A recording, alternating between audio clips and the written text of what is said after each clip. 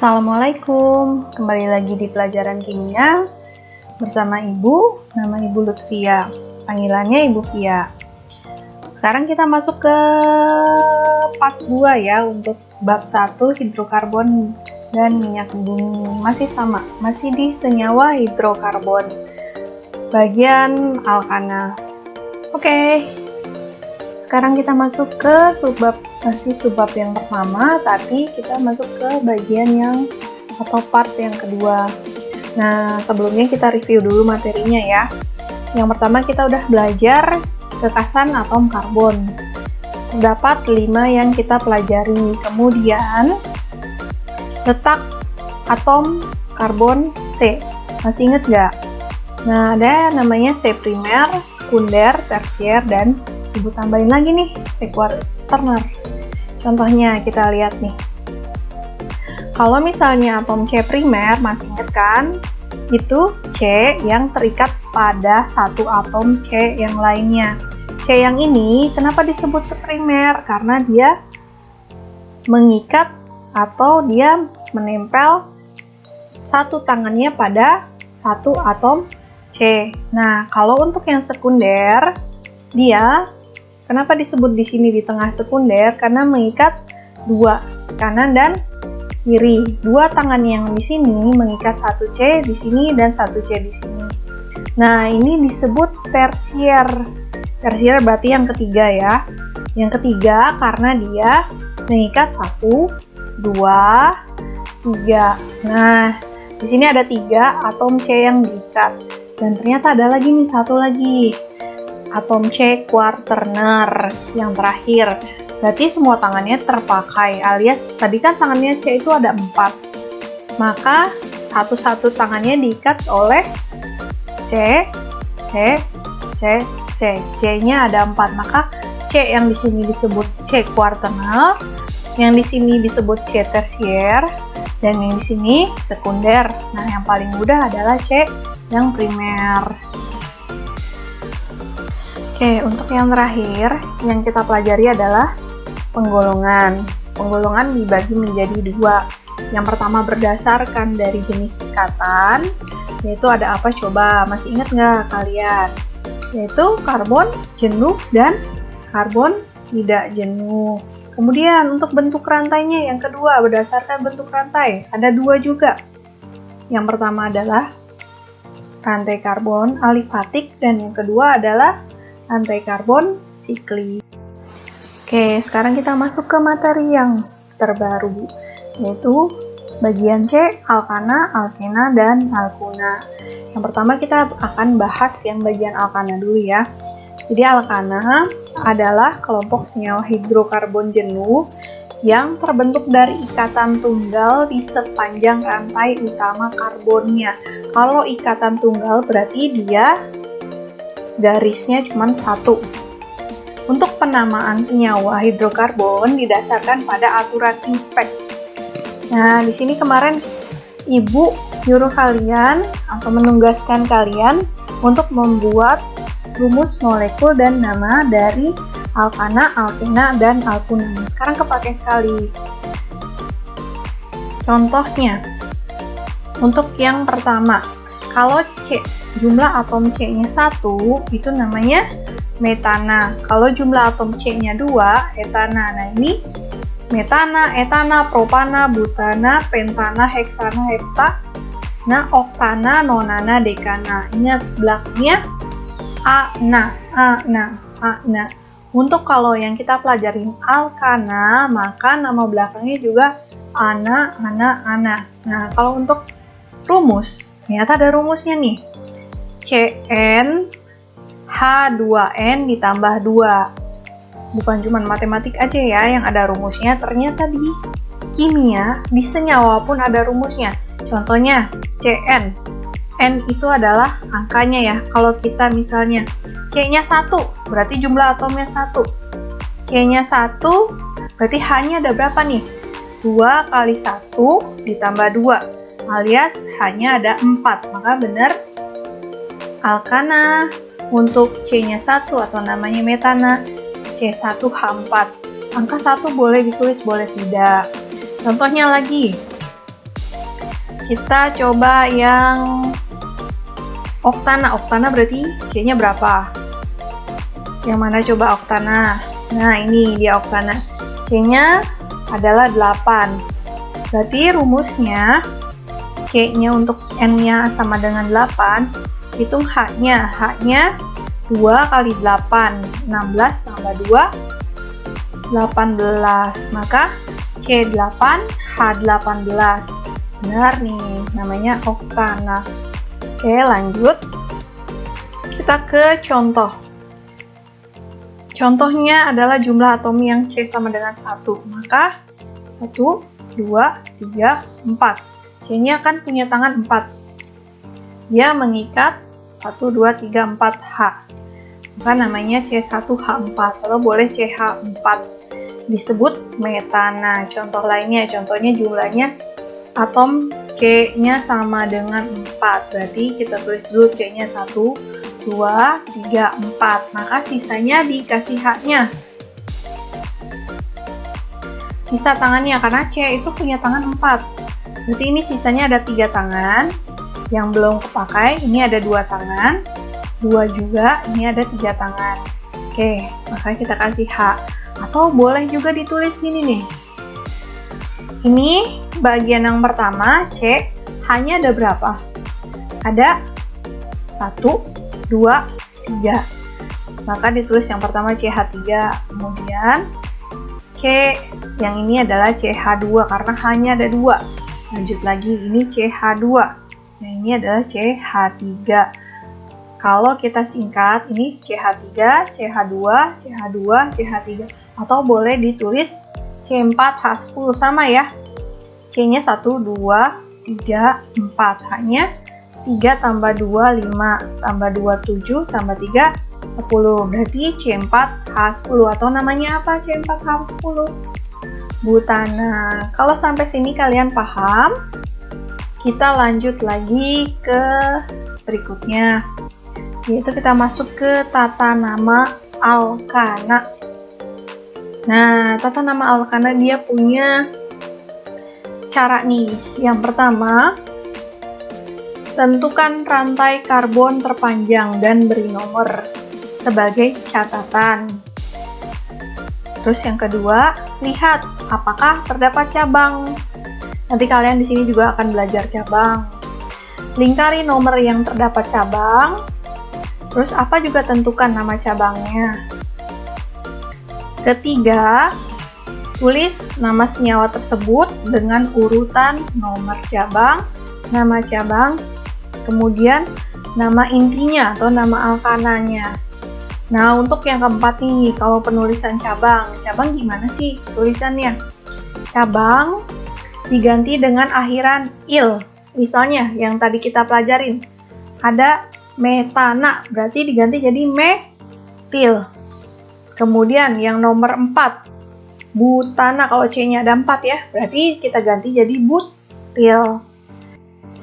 Oke, selanjutnya, jika terdapat lebih dari 1 cabang, kalau jumlahnya ada 2, maka di depannya jangan lupa dikasih di. Tambah namanya dan belakangnya il. Contohnya, dimetil. Kalau yang 3, cabangnya jumlahnya ada 3, trimetil atau tri ditambah namanya ditambah belakangnya i. Oke. Sekarang lanjut. Contoh yang pertama yang terdapat cabang, kita lihat. Yang pertama, apa sih tadi? Tentukan rantai yang terpanjang. Rantai yang terpanjang kita lihat. Dari sini ke sini. Apa dari sini ke sini? Panjangan sebelah mana? Kita lihat berarti panjangan sebelah lurus ya, horizontal. 1, 2, 3, 4, 5. Daripada yang ke bawah. 1, 2, 3, 4. Ternyata cuma 4 kalau ke bawah.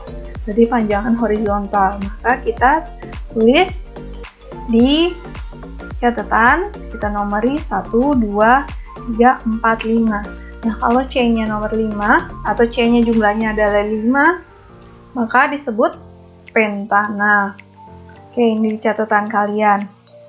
Kemudian lingkari yang namanya cabang. Karena semua C-nya udah terlingkarin, sekarang sisanya nih yang belum dilingkarin. Ini namanya cabang. Cabangnya ada di nomor 3, sebanyak ternyata cuma 1 buah. Kalau 1 buah namanya apa? Metana. Tapi kalau cabang, metana diganti menjadi metil. Kemudian tadi cara penulisannya gimana? Nomor cabang, nomor 3. Nih, cabangnya terletak di nomor 3. Nama cabangnya apa? Metil. Kemudian nama rantainya, rantai intinya adalah pentana. Jadi 3 metil pentana. Paham? Kalau sudah paham, kita sekarang lanjut lagi. Oke, kita lanjut di contoh yang kedua yang terdapat beberapa cabang. Kalau tadi contoh pertama itu kalian lihat cuman ada 1 cabang, sedangkan yang ini coba kita lihat ya. Kita yang pertama tentukan adalah rantai karbon yang terpanjang. Apakah lurus ke atas, belok ke atas, atau lurus, atau ke bawah. Nah, kalau misalnya kita ke atas berarti cuma 3 nih.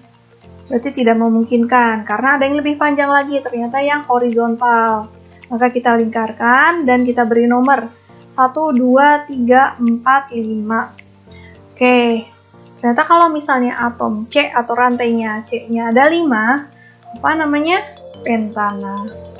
Oke, lanjut. Yang pertama, kita mencari cabang dan dapat cabang ternyata ada 2. Ada 2 di nomor 2 dan 3. Cabang di nomor 2 dan 3. Cabangnya C-nya berapa? 1. Kalau C-nya 1 berarti disebut metil. Kalau terdapat 2, karena ada di nomor 2 dan 3, jangan lupa ditambah di. Titik-titik, isinya metil, di metil. Maka penulisannya bagaimana? Jadi, nomornya dulu. Nomor cabangnya ada di angka 2 dan angka 3. 2,3. Karena ada 2, jangan lupa tambahkan di. Jadi 2,3 di metil dan yang terakhir adalah rantai intinya atau pentana. Oke. Sudah paham? Kita lanjut lagi. Contoh yang ketiga, yang terdapat beberapa cabang berlainan. Kita lihat di sini rantai yang paling panjang. Itu udah kelihatan ya, rantainya horizontal yang paling panjang. Sekarang kita beri nomor 1, 2, 3, 4, 5, 6. Oke. Ups, ternyata nomornya salah. Nah, gimana kalau kayak gini? Kita beri penomoran 1, 2, 3, 4, 5, 6. Ternyata penomorannya kebalik. Kenapa? Nanti kita akan jelaskan ya. Sekarang simak dulu. Kalau 6, jumlah atom C sama dengan 6, namanya adalah heptana. Kemudian sekarang kita cari bagian cabang. Cabangnya ada di nomor 2 dan 4 untuk yang C-nya sama dengan 1. Kalau C-nya sama dengan 1 kan namanya metana, kita ganti jadi metil. Terdapat 2, berarti jangan lupa ditambah di depannya. Kemudian cabang yang satu lagi terdapat di nomor 2. Oh, cabangnya ada 2 nih. Cabangnya C sama C. Kalau cabangnya C-nya ada 2, ingat, kalau C-nya 2, namanya adalah etana. Kalian ganti jadi etil. Ya, terdapat berapa? Rantai cabang terdapat cuma 1 di nomor 3. Nah,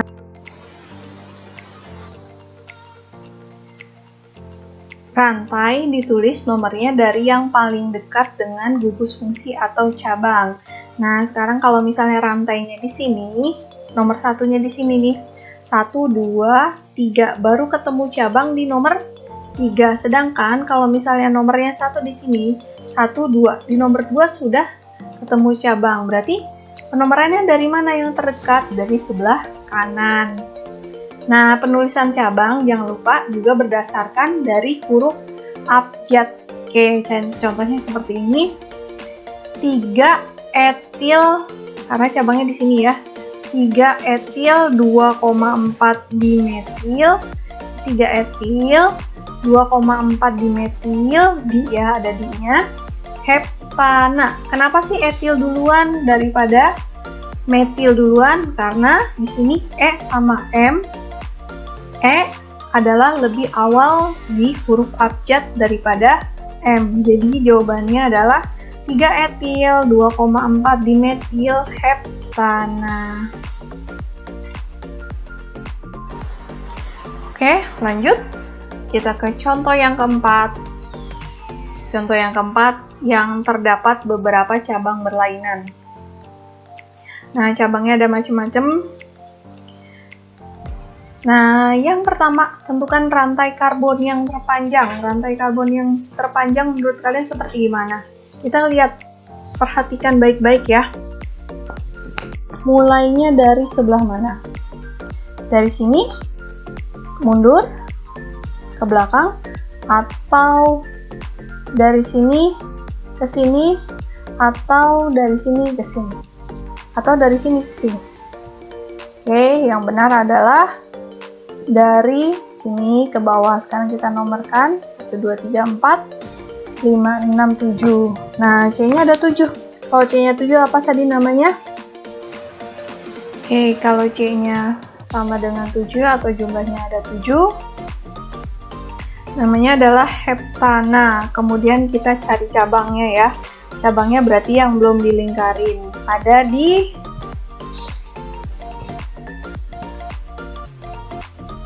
pertama ada di sini, di angka 2, di nomor 2 rantai, nomor 2 lagi, nomor 3.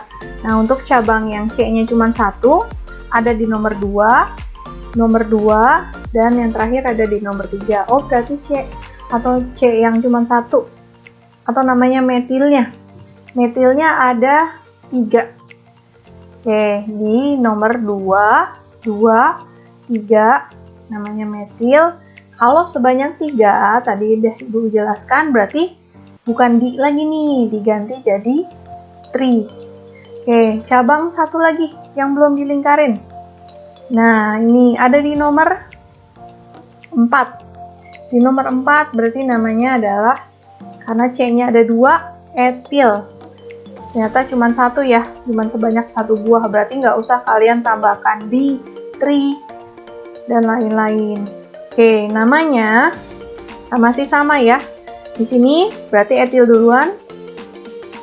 4 etil 2,2,3 trimetil karena ada 2,2,3 trimetil heptana. Oke. Masih mau lanjut? Karena masih ada lagi materinya. Sekarang kita masuk ke sifat-sifat alkana. Yang pertama ada sifat fisika. Kalau alkana, dia tidak mudah larut dalam air. Semakin besar Mr itu adalah massa molekul relatif ya. Berarti jumlah atomnya semakin banyak atau karbonnya semakin banyak, atau C-nya semakin tinggi, angka 10, 11, dan seterusnya. Titik leleh dan titik didihnya juga makin tinggi.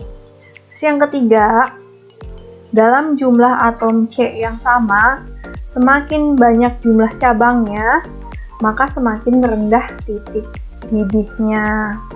Oke, yang keempat, kalau C1 sampai C4, C-nya jumlahnya ada 1 sampai 1, 2, 3, 4.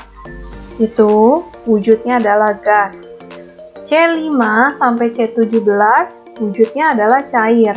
Untuk C18 ke atas wujudnya adalah padat.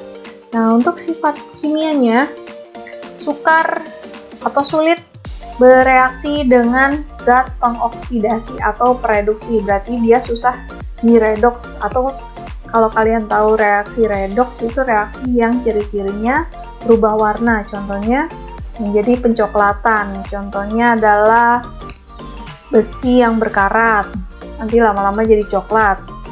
Apel yang kena oksigen, apel akan lama-lama kalau didiemin jadi coklat juga. Berarti kalau besi didiemin, kena oksigen.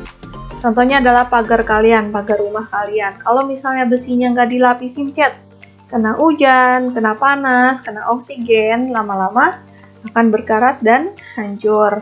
Tapi kalau di sini, untuk alkana, sulit bereaksi. Jadi, dia sulit atau sukar bereaksi dengan zat pengoksidasi atau pereduksi.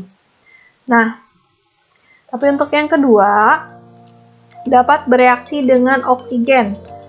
Harus melalui reaksi pembakaran. Contohnya, apapun yang bereaksi dengan O2 itu adalah reaksi pembakaran yang menghasilkan karbon dioksida atau karbon monoksida dan air. Oke, sampai di sini materi dari Ibu. Semoga kalian paham. Nah, jangan lupa dicatat dan dipahami lagi. Jika kalian belum mengerti, bisa diulangi lagi video ini. Terima kasih. Assalamualaikum warahmatullahi wabarakatuh.